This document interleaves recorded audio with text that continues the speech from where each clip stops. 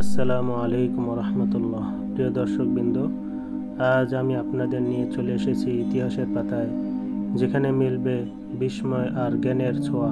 আমি এসেছি মিশরের আলেকজান্দ্রিয়াতে, সেই বিখ্যাত জায়গায় যেখানে এক সময় দাঁড়িয়েছিল পৃথিবীর সবচেয়ে আশ্চর্যের একটি আলেকজান্দ্রিয়ার বাতিঘর। চলুন শুরু করি আমাদের আজকের এই ঐতিহাসিক সফর। আলেকজান্দ্রিয়ার বাতিঘর নির্মাণ করা হয় খ্রিস্টপূর্ব ৩য় শতাব্দীতে টলেমির দ্বিতীয় শাসনামলে। এটি ছিল একটি উচ্চ কাঠামো বা ভূমধ্যসাগর উপকূলে জাহাজগুলোকে দিক নির্দেশনা করে দিত। বাতিঘরের উচ্চতা ছিল প্রায় ১২০ থেকে ১৩৭ মিটার। তখনকার দিনের জন্য একটি অলৌকিক স্থাপনা বলেই ধরা হয়। দিনভর সূর্যের আলো আর রাতের বেলা আগুন জ্বালিয়ে এই বাতিঘরে কাজ করত। এই উপরভাগে একটি বড় আয়না স্থাপন করা ছিল, যাতে সূর্যের আলো প্রতিফলন হয়ে তা বহু দূরে পৌঁছাতে পারে। প্রিয় বন্ধুরা, বাতিঘরটি ৩টি স্তরে ভাগ করা হয়েছিল। প্রথম স্তর ছিল বর্গাকার, দ্বিতীয় স্তর ছিল অষ্টভুজ এবং উপরের স্তর ছিল বৃত্তাকার। এর মাথায় একটি বিশাল ব্রোঞ্জের মূর্তি স্থাপন করা হয়েছিল। কেউ বলে জিউসের, কেউ বলে পসিডনের। এই বাতিঘর নির্মাণ প্রায় ১২ বছর সময় লেগে গিয়েছিল। নির্মাতা ছিলেন গ্রিক স্থপতি স্টটাস। তার নাম বাতিঘরে ভিত্তি স্থাপনের খোদাই করা ছিল, যদিও রাজপরিবারের নাম বেশি প্রচারিত হতো। আমরা যে বাতিঘরটি দেখতে এসেছি, বাতিঘরটি অবস্থিত আছে আলেকজান্দ্রিয়ার ফরস দ্বীপে। এখন এই জায়গাটি আলেকজান্দ্রিয়ার মূল পূর্ব বন্দরের পাশে সংযুক্ত হয়ে গেছে। বাতিঘরটি কয়েক শতাব্দী ধরে টিকে ছিল, কিন্তু ১০০০ খ্রিস্টাব্দ থেকে শুরু করে একাধিক ভূমিকম্পে এটি ধস হয়ে যায়। সর্বশেষ ১৪০০ শতকে এটি পুরোপুরি বিলীন হয়ে যায়।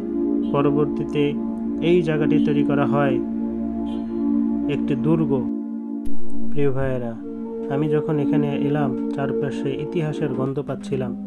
যদিও আসল বাতিঘর নেই, তবু এখানকার বাতাস, সাগরের গর্জন আর প্রাচীন ধ্বংসাবশেষ দেখেই বোঝা যায় একসময় এখানে কি এক মহাকাব্যিক সৌন্দর্য ছিল।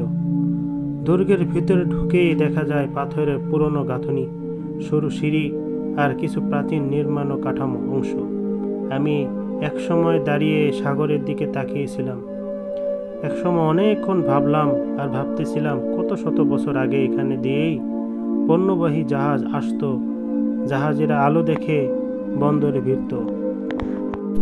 সম্মানিত প্রিয় ভাইয়েরা, আমি এখন আপনাদেরকে বলবো এই বাতিঘর সম্পর্কে কিছু তথ্য দেব। এই বাতিঘর ছিল পৃথিবীর প্রথম বৃহৎ স্কেল লাইট হাউস। কথিত আছে যে এর আগে এর আলো দিনে ৫০ কিলোমিটার দূর পর্যন্ত দেখা যেত।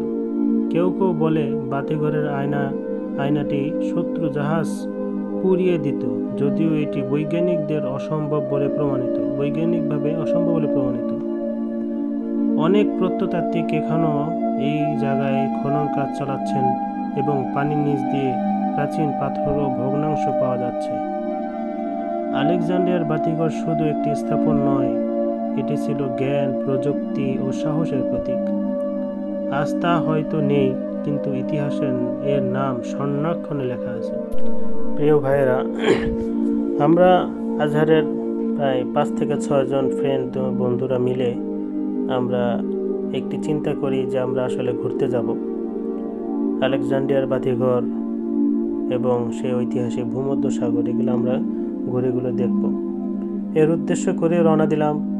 আলহামদুলিল্লাহ, অনেক কল্পনা করার পরে, অনেক বাধা বিপত্তি করার পরে আমাদের ট্রেন ছিল ১১টার সময়, কিন্তু আমার ২ বন্ধু তারা ট্রেন বাসার থেকে আসতে তারা ১১:১০ বাজিয়ে দিয়েছিল। তবু আলহামদুলিল্লাহ ওই দিন ট্রেনটা একটু লেটে থাকার কারণে ১২টার সময় আমাদের ট্রেনটা ছেড়েছিল। আমরা যথাসময় ফজরের ওয়াক্তে ৪:৩০ বা এর আশেপাশে আমরা পৌঁছেছিলাম।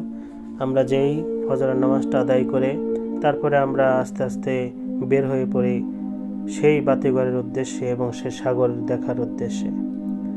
আমরা যখন হাঁটতেছিলাম পা ব্যথা হয়ে যাচ্ছিল, তবুও আমাদের ভিতরে ভিতরে অনেক আনন্দ কাজ করতেছিল এবং সেই ব্যথাগুলো আর অনুভব হচ্ছিল না।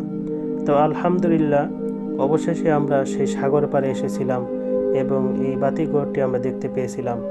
আমরা যখন সকালে ফজরের নামাজের পরে সকাল সকাল আমরা সাগরের পাড়ে আসলাম, সাগরের ঢেউ আমাদেরকে মন ভুলিয়ে দিয়েছিল।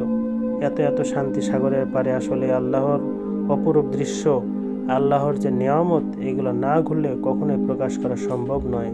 প্রিয় ভাইরা, আমরা এসে এখানে প্রায় অনেকক্ষণ বিশ্রাম নিলাম। মোবাইলে চার্জ ছিল না, আমরা এক জায়গা থেকে চার্জ নিলাম এবং সকালে নাস্তা করার জন্য আশেপাশে ঘুরতেছিলাম। তখন আমরা মাছের বিভিন্ন জিনিস দেখলাম। এখানে অনেক রকমের সামুদ্রিক মাছ তারা বিক্রি করতেছে। এখানে সমুদ্রের মাছ এবং কচ্ছপ, তারপরে আপনার কি বলে সাপ জাতীয় শাপলা পাতা মাছ, তারপরে আরও বিভিন্ন রকমের মাছ যা আমরা চোখেও দেখিনি। এরকম আল্লাহর অতুলনীয় যে আশ্চর্য বিশ্বের যে আল্লাহর যে নিয়ামতগুলো আমরা দেখতে পেরেছি। তারপরে আমরা যখন সাগরের পাড়ে আসলাম, সারা রাত ঘুমের ভিতরে যাইনি। আমরা আসলে ট্রেনের ভিতরে আসছিলাম, আনন্দ করতে করতে আসছি, যার কারণে আমরা ট্রেনে ঘুমাইতে পারিনি। তো আমরা এই আলেকজান্ডার বাতিঘরের পাশেই একটা ছায়া, এখানে আমরা ঘুমিয়ে পড়েছিলাম। আমরা 4 বন্ধু, আমরা সবাই মিলে ঘুমিয়ে পড়লাম। আমরা প্রায় অপেক্ষা করতেছিলাম কখন এটা খুলবে। এটা আমাদের খুলতে খুলতে 9টা বাজছে। তো আমরা 9টার সময় আমরা ওখানে উপস্থিত হয়েছি। তার আগ পর্যন্ত আমরা ওখানে রেস্ট নিয়েছিলাম। সারা রাতের ক্লান্তিটা ওখানে আমরা মিটিয়ে নিয়েছিলাম আলহামদুলিল্লাহ।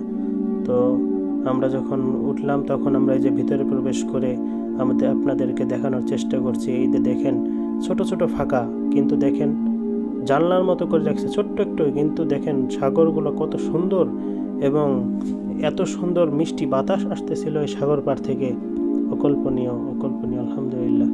আল্লাহর সৌন্দর্য আসলে বলে প্রকাশ করা যাবে না। আপনারা যখন ঘুরে ঘুরে দেখবেন পৃথিবীর আশ্চর্য এলাকাগুলো এবং আল্লাহর সৃষ্টিগুলো, আপনারা অবশ্যই অবলোকন করতে পারবেন।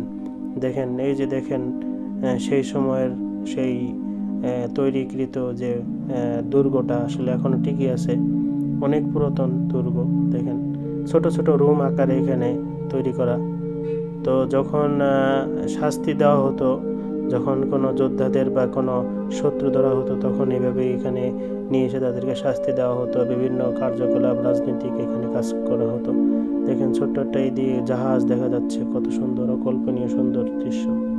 এই যে দেখেন বিভিন্ন জায়গায় ফাঁকা, এই যে দেখেন সমুদ্র দেখা যাচ্ছে। ওই পাশে আলেকজান্ড্রিয়ার যে জাদুঘর বা এখানে যে বইয়ের লাইব্রেরি, ওটাও দেখা যাচ্ছে এখান থেকে আলহামদুলিল্লাহ। তো আপনারা যখনই আসবেন, আমার বন্ধুরা এখানে ঘুরে বেড়াচ্ছে ভিতর দিয়ে, আর ইতিহাসের যে স্মৃতিগুলো তারা অন্বেষণ করে চলছে। তারা ভিতরে ঘুরে ঘুরে তারা ইতিহাসগুলো অন্বেষণ করার চেষ্টা করছে, উপলব্ধি করার চেষ্টা করছে। আলহামদুলিল্লাহ, আপনারা যখনই আসবেন মিশরে অবশ্যই এই জায়গাগুলো ভ্রমণ করবেন এবং এই জায়গাগুলো না ঘুরে আপনারা কখনোই যাবেন না। মিশরের আলেকজান্ড্রিয়ার বাতিঘর, তুর পাহাড়, জাবালে মুসা আলাইহিস সালাম, এমনকি পিরামিড সহ